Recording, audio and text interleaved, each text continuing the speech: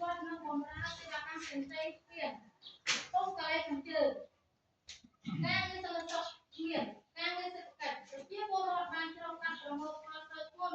និងត្រូវទៀតចិត្តរួចរាល់ហើយនៅកំពុងធ្វើបន្តការងារអភិវឌ្ឍនិងបម្រើសេវាកម្មផ្សេងៗបានធ្វើរបស់កំណត់កោមួយ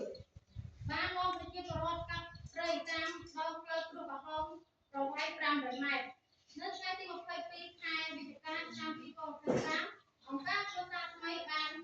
ជួយកុមារកំព្រា3គ្រួសារមួយគ្រួសារបានថវិកាចំនួន14,000រៀលពីធ្វើរំលែកបានពីដើមមកដៃពីដើមកាបូបពីមួយបញ្ហាប្រឈមត្រូវថោកទីត្រៃឈ្នួលម៉ាស៊ីនច្រកដៃ5កលែងខាងត្បូងការងារសន្តិសុខមានការងារសេដ្ឋកិច្ចប្រជាពលរដ្ឋកំពុងរកស្រូវច្រកកាត់ទៅមុនជាបន្តបន្ទាប់ហើយទទួលបាននៅទិន្នផលជាមធ្យម1.5ហិកតាក្នុងក្រោមក្នុងតាការងារអភិវឌ្ឍនិងបម្រើសេវាកម្មផ្សេងៗចូលរួមផ្សព្វផ្សាយដល់ប្រជាពលរដ្ឋកុំឲ្យបោះចោលសម្រាមថង់ប្លាស្ទិកឬកាកសំណល់ផ្សេងៗនៅតាមទីសាធារណៈឬនៅក្នុងលំនៅដ្ឋានរបស់ខ្លួនដើម្បី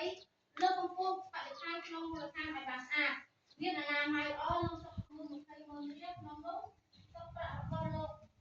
ឯកឧត្តមឈៀវហួរចំនួន10,000រៀលចំបើពុកព្រឹកការងារសន្តិសុខមានការងារសេដ្ឋកិច្ច